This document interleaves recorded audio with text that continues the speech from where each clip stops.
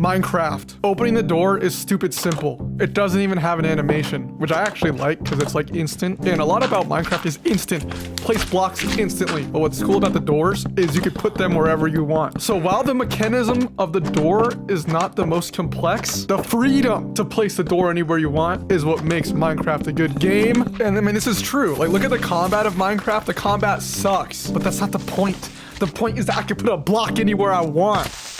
Resident Evil. This is what it's like to enter a door in Resident Evil.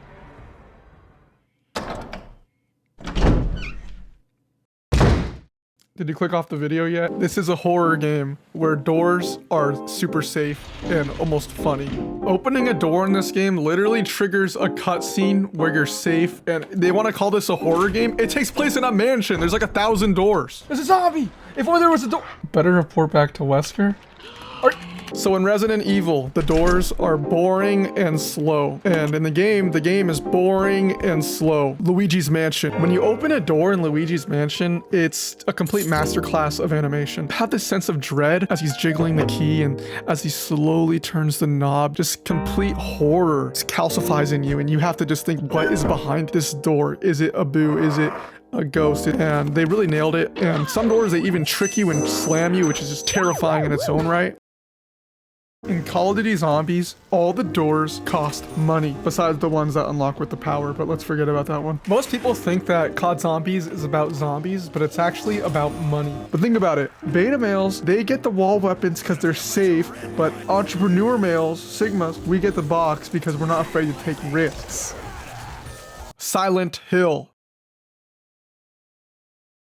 Dead Space. So doors in Dead Space have like a diabetic UI that says open, and you hit open and it opens all futuristic, and sometimes the game will make the door take longer if it has to load stuff. Yeah, you thought you were subtle. I know you're loading, but what does the door tell us about the game? Honestly, I don't really know. It's just next game. GTA 5. This game is about crime, and let's just go through this door. Let's see what happens. Hands in the air! Knees on the ground! Right now!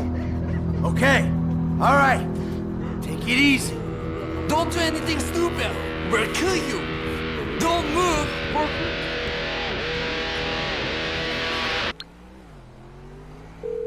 All Rockstar games' doors are similar, and because the game is open world, the doors are open world, and you can open them in any way you want. But sadly, Beauty is only skin deep, because while you can open the doors, you can't shoot them really or blow them up or anything like that, which shows the lack of detail in Rockstar games. I'll never forgive you for this shot in the GTA trailer that made me think I could be able to break anything I wanted, and in reality, it was a pre-rendered animation. But I love these doors because every time you run into them, it's like you're opening the door in a whole new way that the game didn't even account for. Like, there's very subtle differences in the way I ran into the door at a certain angle that will make the door slightly different every time I open it, and it's like in a live game object. It ain't no animation.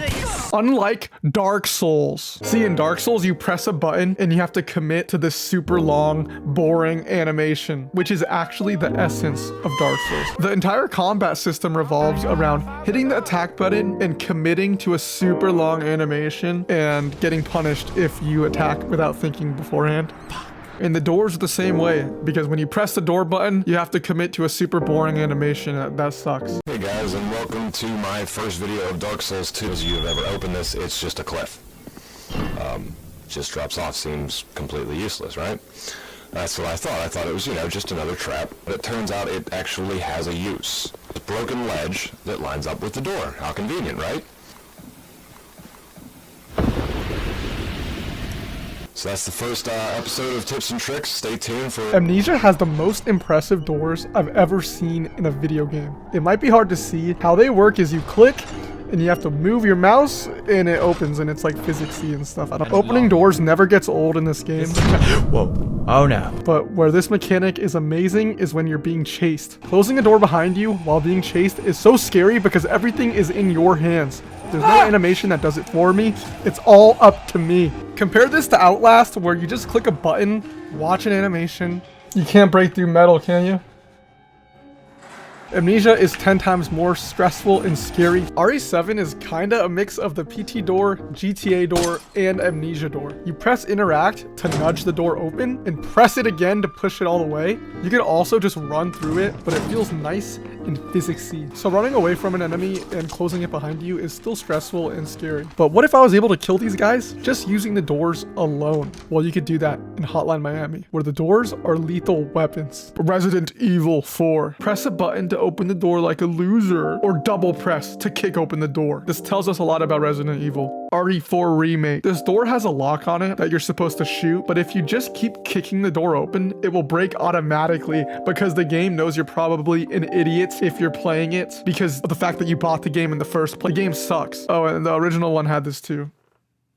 BioShock. The door is underwater. Next game. No, I'm just kidding. The door just opens automatically for you and you have no player agency or control over anything. Kind of like the storyline. You kill the stupid girls or you save them. It doesn't matter. The game stays the exact same besides the cutscene they show you at the end of the game. The doors were a hint all along that you're a slave. You cannot control the doors. They have a mind of its own. That's deep. BioShock Infinite. Door sucks. Game sucks. Metroid. You shoot the door to open it in like every Metroid game. Some doors need you to use the rockets on them to open it, and you have to look around to find the rockets. Now you know what a Metroidvania is. Next game. Fallout, you could shoot someone in the face and then open the door to a loading screen where the people outside act as if they didn't just hear you kill someone. Portal. If you think about it, this game is a game about shooting doors everywhere, because what are doors other than a portal to a room? That's deep. Anyways, there's a really big door in Portal, like a vault door, like Fallout almost. And inside there is a really tiny door. And this tells us about the humor and misdirection that comes from playing a Portal game.